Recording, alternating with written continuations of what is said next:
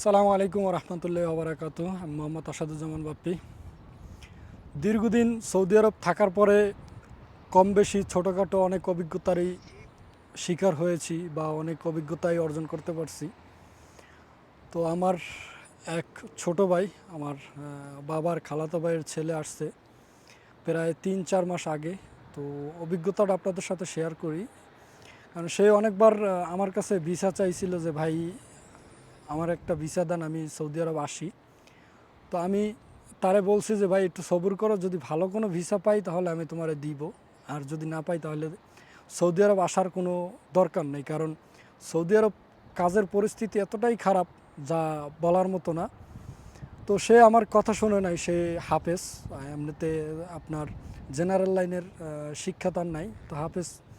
তো চিন্তা করছি মসজিদের ইমামতি বা মুয়াজ্জেমের যদি কোনো কাজ টাজ পাই তাহলে এই কাজে তার আইনে দেওয়া যায়। তো সে কথা না শুনে সে আসছে। আসার পরে দালালে তারে 5 লাখ টাকা নিয়ে তারপরে সে আসছে, তাও মাজরা ভিসা। মাজরা ভিসা মানে ইংলিশে একটু ফুডাঙ্কি দেখাই, বলে যে গার্ডেনের ভিসা। তো গার্ডেন বলতে এই দেশে যে কৃষিকাজ, যে ক্ষেত খামারের যে কাজ, এই কাজের বিষয়ে আসছে।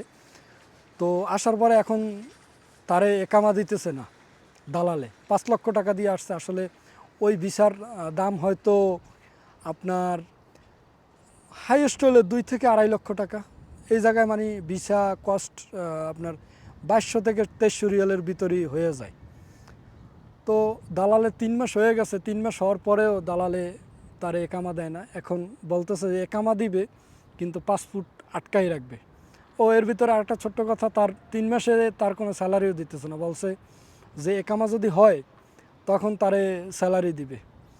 তো এই পরিস্থিতিতে আপনজন যারা আছে বিদেশের বাড়িতে, তারা যদি বলে যে ভাই এখন পরিস্থিতি ভালো না, এইটা সেইটা, তো আসলে তারা মনে করে কি যে বিদেশ নিতে চায় না, বা সে একাই বড়লোক হইতে চায়, আমাদেরকে বড়লোক হইতে দিবে না, এই জন্য এমন করে। তো ভাই বিদেশ আসবেন, টাকা ইনকাম করবেন, বেশ ভালো কথা, এটা সমস্যা না, কারোই সমস্যা না। কিন্তু আসলে আনার পরে যে একটা দায়িত্ব থাকে যে ভালো একটা কাজে বা যেই জায়গায় দিবে ওইখানের স্যালারিটা ঠিকঠাকভাবে দিবে কি না, এগুলো আসলে মানুষের হিসাব করে না।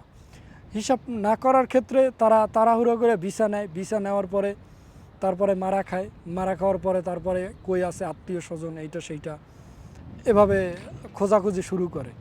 তো কালকে ওই দালালের সাথে কথা বলার পরে দালালে বহুত চেঁচাচেতি করছে, আমিও করছি। দালাল তো দালালি, তাদের তো কোনো কমন সেন্স নেই। আরেকজনের মাথার উপরে বাড়ি দিয়া সে টাকা নিতে পারলেই সে বাঁচে। একটা লোক বিদেশে মানে প্লেনের টিকিট কেটে দিয়া সৌদি আরব নামতে পারলেই হয়। সে কোথায় আছে না আছে, খাইছে না খাইছে, কাজ পাইছে না পাইছে, এগুলো আসলে তার কোনো ম্যাটার করে না, ঠিক আছে? তো বিদেশ আসার আগে একটু সতর্ক হয়ে আসেন, যাতে আপনার জীবনটাও গুছানো যায় এবং আপনি যাতে আসার পরে 2-4 লাখ টাকা ইনকাম করতে পারেন, 2-10 লাখ টাকা ইনকাম করতে পারেন, মা বাবার স্বপ্ন পূরণ করতে পারেন। তাড়াহুড়ো করার কিছু নাই, দেখে শুনে আসেন, ঠিক আছে? দালালের মাধ্যমে আইসা প্রতারিত হয়ে লাভ নাই। তো গুরুত্বপূর্ণ একটা মেসেজ, হয়তো আমি অত ভালোভাবে আপনাদেরকে বুঝিয়ে বলতে পারতেছি না, কিন্তু বিদেশের পরিস্থিতি আসলে অনেকটাই খারাপ, যা এই জায়গায় না আসলে বাস্তব প্রমাণের সাথে আপনি যদি মুখোমুখি না হন তাহলে আপনি কখনোই বুঝতে পারবেন না।